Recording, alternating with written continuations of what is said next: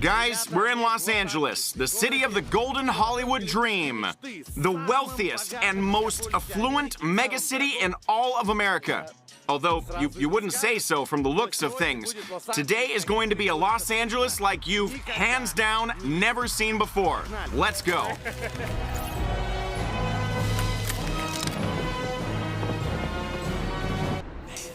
Bam, bam, she wanna flick for the gram. The Los Angeles suburbs are incredibly picturesque postcard views. The vast beaches, the Beverly Hills palms, the chic clubs of Western Hollywood, but the closer you find yourself to the city center, the more you experience one specific feeling. This hit me right in the face on my first day in the City of Dreams, having booked a hotel in the city center like I'm used to, so it was easier to get around. Okay, you guys, my first exit into Los Angeles. I've just flown in, rented a hotel in the center. I'm gonna show you my room too. You might be in for a surprise. I just want to go and grab a bite to eat after the long flight because I'm hungry. I gotta say, the smell here is rather odd. Ah, there we go. It takes away your appetite right away. By every door, behind every corner, on benches, on sidewalks, everywhere, you have homeless people lying down with weed in their hand. So there you have it, the reason for the smell. People who don't have any money for an apartment, but naturally they can afford to smoke. On top of that, this is historic Broadway, the subway station, the very center for those who know LA. There you've also got people spreading a mix of smells. So, I mean, right in the heart of LA, what hits you full on, yet again, are these drug-infused fumes and the stench of people who haven't washed in a long time because they live on the streets. But it turns out that the most messed up was yet to come. This was only the outskirts, the cleanest and calmest part of the legendary Skid Row, the city of homeless and junkies in the very heart of the City of Dreams. The size of this homeless region in LA is simply staggering. I mean, this isn't just one street or a couple of streets. It's literally nearly a mile, I guess, that way, and another one there, and another one there, in every direction. So it's a whole region, generally a large chunk of the city. In a way, it's a favela in Los Angeles. Something real, something raw, not accidental. Here you've got people talking to trees, sleeping next to their own fly-ridden feces, and walking around in sacks. Here's this person using an aerosol deodorant to try to open that door, I guess. For some reason it didn't work, and he's going away. Then, with the same deodorant can, he was doing something to the streetlight post, and again with different doors, clearly expecting his trusty key to work out. Here's what it looks like on the map. There's a financial center, high-rises, banks, companies, and literally right next to it are slums. The homeless appeared here in the early 20th century as a branch of the Transcontinental Railroad ended here, and workers came to Los Angeles in search of a better life, but in the end, many ended up on the streets. In the 70s, this master plan for downtown Los Angeles came out, branded the Silver Book, and according to it, Skid Row was to be leveled and wonderful new buildings erected in its place. But where do the homeless go? After all, they can't disappear along with the buildings. Then a new idea appeared, to make Skid Row something akin to a reservation, where, and I quote, all undesirable elements were to gather. They stopped cleaning the streets in the region, along with neglecting to repair the roads and maintain order. The police didn't care what was going on inside Skid Row, so long as it didn't slip out into the rest of the city. But that began to happen anyway. The number of homeless people currently living in the city center is so unknown that the authorities say the number of Skid Row residents is 4,400, while other statistics say there are more than 45,000 homeless living in Los Angeles, and everyone is aware that most of them live in the center. Not all of them are completely homeless. Many have tents or their own cars, some of which they might have swiped from the residents of the local houses. You see, here on Skid Row, the homeless have some sort of communal restaurant. You can even see a barbecue there, and some tables are out. So, I mean, they come here to cook their own food and to eat. They're not fed here, but they eat their own food. And guys, look at how many bikes are here. 1, 2, 3, 4. Here, look, some are brand new ones. 5, 6, 7, and another, as I gather, that makes 8 bikes. I mean, I can't know for sure, but I assume they're all stolen. On top of that, this one here looks quite pricey. It didn't come cheap.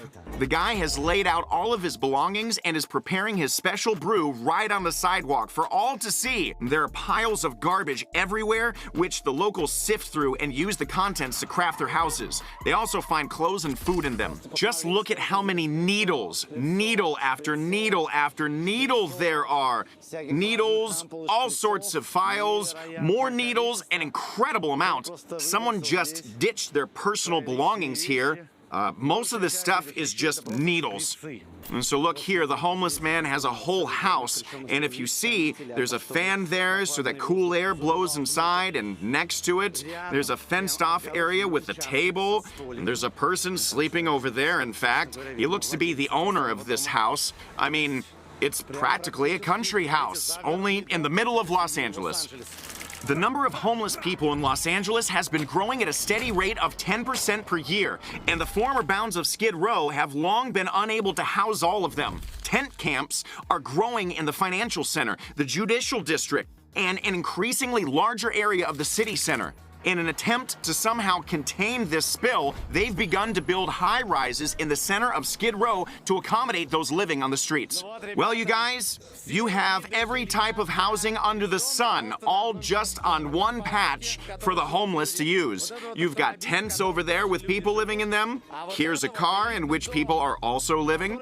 Here is an elite house, which is also given to the homeless, and it is not the only one here. Look, there's another elite house being built, even more beautiful, with floor-to-ceiling windows, a panoramic view of Los Angeles, and it will also be completely given to the homeless. How long do you stay in this building? When did they give you apartment? September the 3rd. How do you like it? It's comfortable. Was it hard to get this apartment? Was it hard to get? How did you get it? Oh, I stayed in the shelter. Yeah, and then they moved you here, yes? Yeah, Do you have everything inside? What you need? Shower? everything. This is Skid Row, Los Angeles. This is one of the roughest, most dangerous communities in America, basically, and it's really convenient because you have a lot of fugitives from the law, murderers, robbers, stuff like that, and they hide out down here because, you know, it's a community of homeless people, so they're not really regulated as much as somebody in the community would be regulated. So. Danny lived on Skid Row for many years and was a fugitive from the law until the police found him. He served time for several crimes, and now he's doing his best not to end up on the streets again. But if you're on public assistance, you might pay 60 bucks a month for a one-bedroom with a balcony, brand new building. Mm-hmm. So this is really the land of opportunity when it comes to the homeless crisis, because it's the biggest problem that plagues. We're walking along Skid Row, trying to choose a road which won't land us in view of any illegal activity, and so we don't make anybody angry at us. Tell me, when I'm walking here with a camera, is it dangerous or not? No. No, with a camera, no. No. They do nothing. No.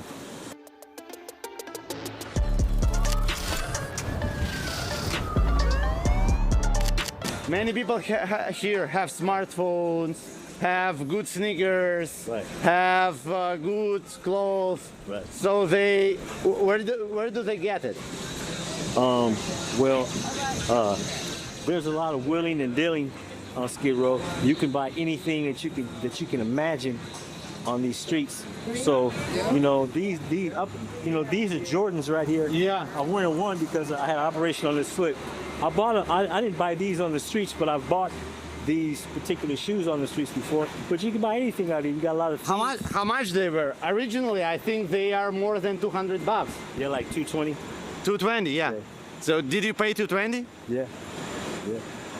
How people here pay 220 for sneakers Different. or for iPhone? Some people have iPhones here. Well, you know, I've participated in illicit practices before, and I paid my price too. You know, I've been incarcerated for that, and I don't do it anymore. But I have done that, and that's what enabled me to get some of the things that everybody else had. You know, Why nobody steals from car, or they steal from cars here? because there's an unwritten rule down here, and this is a very dangerous place. You can try it if you want to get caught, then that could be your life.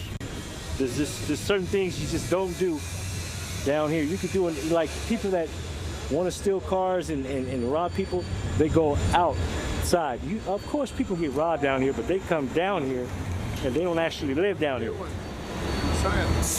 No. Sorry, I filmed him. Me? Not you. Yeah.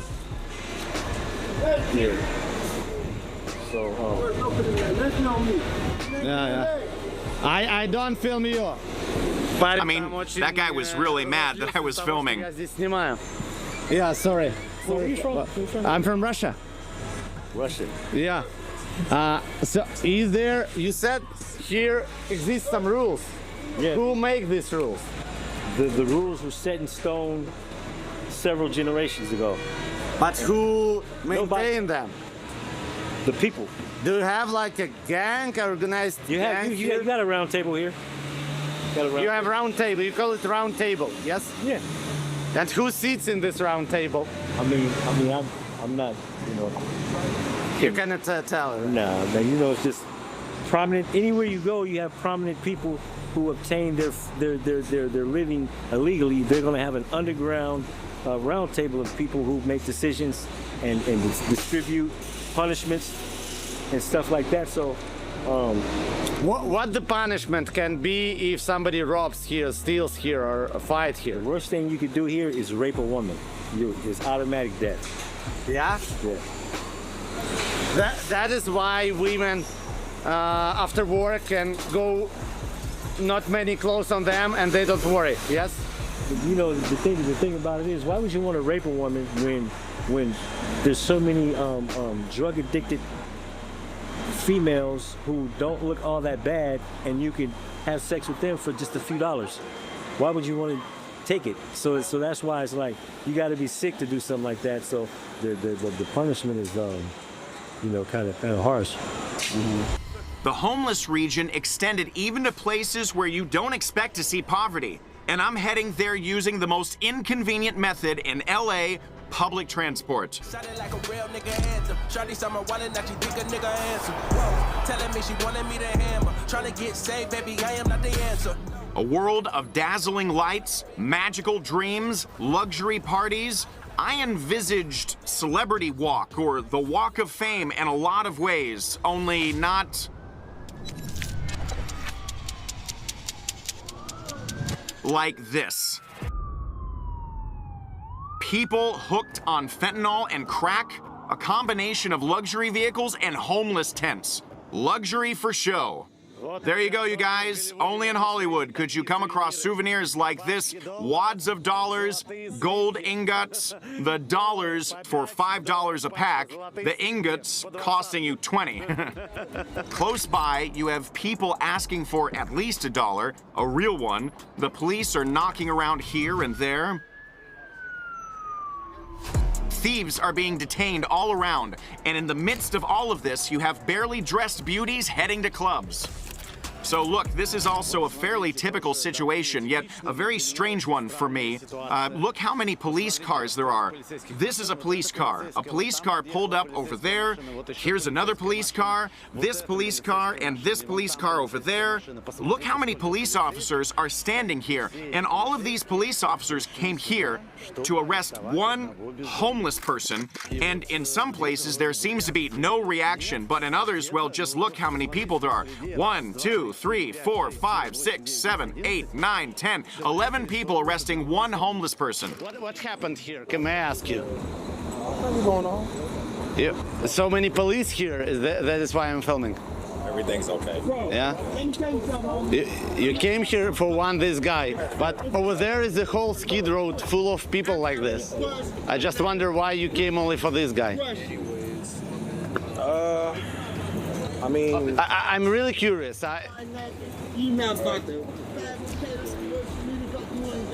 you got any questions? Customer relations. You cannot reply, yes? No, I cannot. If I turn the camera off, can you explain me that? Because I'm really curious. I'm not local. I get it. I'm not at liberty to say, but you're more than welcome to record. You can still be here. We're just gonna keep it right here. Yeah. I can't really say. Okay. The tent camps spread across Hollywood faster and faster with each year. But now you have literally them on Hollywood stars. I mean, they. Oh, everywhere. Yeah. They're everywhere. It's like I don't know what it is, but it's like something really bad. Yeah. You're a bouncer here, yes? Like a bouncer. I'm a security. Have you ever had problems with security?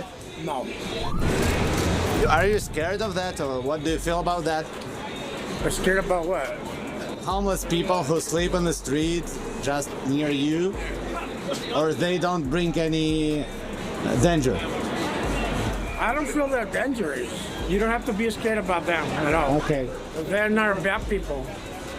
So no problem with that? No, they're not a bad people.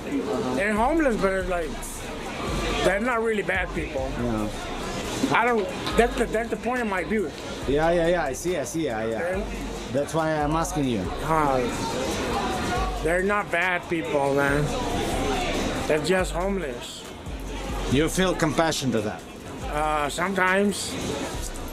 Because, I mean, they left it alone on the street. The family abandoned them. They walk away from them. But they don't want to leave the drug addiction, too. That's a problem. That's about it. So check it out. This car has been left with the windows and doors open on purpose so that when this car is robbed, at least the windows won't get smashed. I mean, so if people see that something is lying unattended inside and they want to swipe it, well, then they won't have to break the windows, as the windows are more expensive than what's lying in the car. Not a lot of people, but a lot of people who care about their car windows, they do this. People literally leaving the trunks of their cars open or the hatch on their SUV open, and the idea is that thieves will see there's nothing worth taking in the car and they won't be smashing windows and rummaging through. So check it out. This car was also deliberately left with the windows open, and this one also, so that people can climb in there with no problem and steal what they need and not break the glass in the process. This is really surreal. I mean, really. I mean, the alarm is going off because someone broke into a store, and yet all of this is on the Hollywood Walk of Fame. And nearby, people in luxurious clothes are getting ready to go to a party. On the other side, a homeless person is talking about his own stuff in a slightly altered state of consciousness. It's just madness, all focused in one spot. I don't know how else to describe the atmosphere here. There are now more than 2,000 stars in total on the Walk of Fame. On top of that, not only living people can receive stars here, but also, for example, cartoon characters. Some performers or show business figures are given 2 stars if, for example, they have shown flair both alone as individuals or as part of a group. So let's say Michael Jackson, for example, has 2 personal stars as a singer and a radio personality, as well as a star for being in the Jackson 5. From time to time, these stars are stolen, and each star weighs more than 100 kilograms. It is not easy to haul them away, but nevertheless, when there's a will, there's a way. In 2003, for instance, after the death of the actor Gregory Peck, his star was stolen. Also, Donald Trump's star was smashed in 2018 during the Black Lives Matter protests. Since the hotel I'm staying at is in the city center, Finding a parking spot is a real adventure for me. It's impossible to leave the car overnight anywhere because despite the fact that the locals dare to do this, the parking attendants tell me that they can't guarantee the safety of the cars at night, even if they're in a paid parking lot. So let's go in here and check it out, even though it's supposedly gated in like this. Hello, sir. How much is the parking here? $10. $10 till tomorrow. If I leave it till tomorrow. No, overnight. Why no overnight? Why? No security here, no overnight. Where can I leave the car with security? Nothing, look, they're stealing. Ya tomorrow, no, ya no China. Roban. Pero hablas español, ¿sí? Les roban las piezas, les roban las llantas, les roban el equipo y todo. ¿Y dónde puedo quedar mi hotel? $60 adentro. So the parking attendant himself is telling me not to leave the car in this parking lot. Okay, so we'll go look further. It looks like I'll have to drive out of this area and then come back in a cab. So, I mean, I need to leave the city center to park my car safely. Do you see that? The streets of Skid Row at night look like a scene from an apocalypse movie. People dancing without music, trash which someone is rummaging through, groups hanging near walls caked with graffiti. It's funny that you have beautiful girls like that walking along these streets without batting an eyelid, no fear at all. And look at how glammed up they are. So technically the police do patrol here, and there's another police car over there. Can I not get in here? The expensive parking lots in the area are completely closed at night, as if they're under siege. I mean, I don't get it. All of these buildings here, there are people living in here. There are cars parked here. And I can't believe people would leave them here and go home thinking that their car might get robbed. I drove around several places until I finally found a guarded parking lot where I could leave the car. All that was left was to get back to the hotel. I just genuinely can't believe that these are the streets of Los Angeles. People are just walking around, talking to themselves. I mean, look at all this around. Look at this whole picture. The streets are obviously empty. The only people walking along these dark streets are messed up people. They're obviously on drugs. And by the way, check this out. Look at all the empty headphone boxes there are here. They must have been lifted from somewhere during the day. People are dancing and something else. See, look, this store has been smashed up. Whatever couldn't be hauled away is just lying around. And look at this. They even smashed up the stuff they couldn't take. I mean, there are rats running around here. Some rats just bolted through there. By the way, look at how much bread has been left here. Some kind of canned food. So, you know, you can't say that these people are without food. What kind of cans do we have here? Well, that's, some kind of Chinese sauce. And there are even tomatoes over here, although they might have been stolen. Seriously, you guys, it's scarier to walk around here than I've already seen this man several times. He's riding around me. He's riding and riding for some reason around me. I don't like this at all. He just circled me again.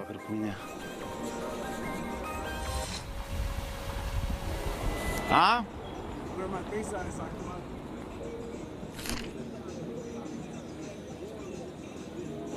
What did he say to me? Well, I guess I won't be going any further. They seem to have noticed that I'm filming. Out of all of the favelas, in fact, from a creepiness standpoint, everything I've seen in Latin America has nothing on downtown Los Angeles. You guys, I never thought I'd say this, but I'm really scared. Like, I'm really scared. Here. Nighttime downtown LA turns into a full-on creep show. It's like Nightmare on Elm Street stuff. I mean, it's dark. There's trash. Drugged up people are traipsing around you like zombies. Like this one here, just standing and sucking on something. Or they just stand there all hunched over. And you've got no clue what's going on in their heads. I mean, technically, they don't seem to be aggressive, and no one has ever come at me. That cyclist was circling around me, but maybe he just wanted to warn me that it wouldn't be safe for me to be here with the camera. But nothing scarier than that has actually happened to me. Nevertheless, the feeling is so creepy. Just this pressing, looming sense of eeriness. Honestly, I have never experienced anything in my life like I have right here. Ugh. It's giving me goosebumps. If you look to the side, there's a car with a homeless person simply living in it. And if you look to the right, there's a brand new BMW X3, and it's parked right in the middle of Skid Row. And the owner wasn't afraid to leave it here.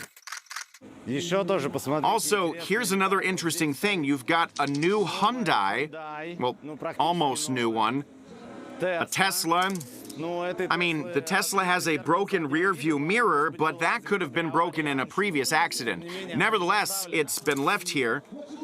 And further on, there's a Toyota, a Volkswagen Tiguan. They're parked up, no trouble. Their owners just left them here. They weren't afraid.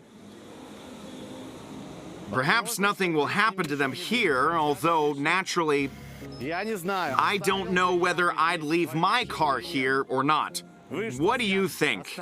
Would you leave your car parked in a place like this for the night?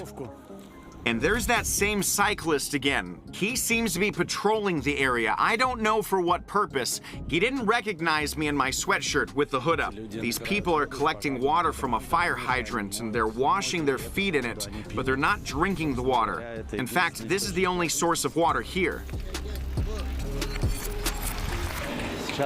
Now, it's tough to even tell which of these people were simply psychologically ill. You know, if they suffered from some kind of disorder and therefore ended up on the street, and to distinguish them from those who developed some form of disorder because they started using drugs while on the street, there's obviously almost no one here who doesn't use drugs. It's just the kind of environment here that gives you no choice but to use drugs. The environment itself makes you go crazy either way. You can't get by here without drugs. I don't know. So guys, I ask you one thing, do not try this at home.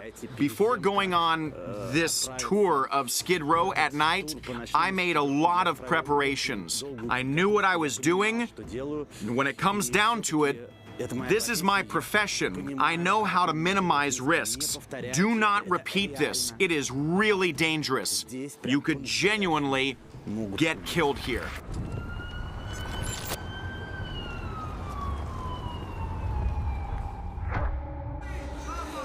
Can you explain why Skid Row exists? Why this area with so many homeless people exists in the richest city in the world? Well, every city has a Skid Row. Every city has a dirt poor part of the city where all the failures go, where all the people who want to start over go. Where are you from? Ethiopia, India. From India? Yeah. How many years do you live here? I live here for 24 years. 24 years? 24 years. Wow. And all these years in the street? Other years, half on the street, half at home. Uh-huh. Okay. Yeah. So why did you come to the U.S.? Why did you decide to come to the U.S.? Better opportunity, better option. So I want to be an immigrant, so I have freedom, so I can have peace, I will have money, and I will have excitement, enjoy. Do you think now you have freedom, peace, opportunities? Yes. You have it? Yeah, I have it. Yes, I have it completely. 1,000%. So you like that you are here? I like it. I'm here, yeah. Skid Row attracts people who've chosen to live on the streets because they're taken care of here. In addition to free homes, they're provided with medical and legal aid, completely free. We have a psychiatrist, therapist, we have counselors that talk to you one-on-ones. We have groups, relapse prevention, you see these right here. We do little stuff for the community. We have like little parties and stuff. From the nonprofit Homeless Healthcare Los Angeles, riding around in a golf cart through the streets of Skid Row, passing out meth pipes. And do you help them if they need drugs? If they need drugs, we don't provide that. Is it free? So it's free. Everything we give here is for free. And what is this? Okay, if somebody's overdosing, you stick it in the nose, and it should bring them back. It helps you save lives. There are special tents here, although filming in them is prohibited, as for some reason the people helping the homeless don't want to be filmed on camera. These tents also give out this drug. It's a drug used to treat an overdose. It even says on the back which one to use, how to turn the person's head to the side, to pour it into them, or rather to spray it into their nose. You call 911 for an ambulance to arrive, and they give out this medicine here for free. Obviously, a lot of people need them. You're a very reasonable person. You don't do drugs. Can you explain how did you get on the street on the first hand? How did it happen?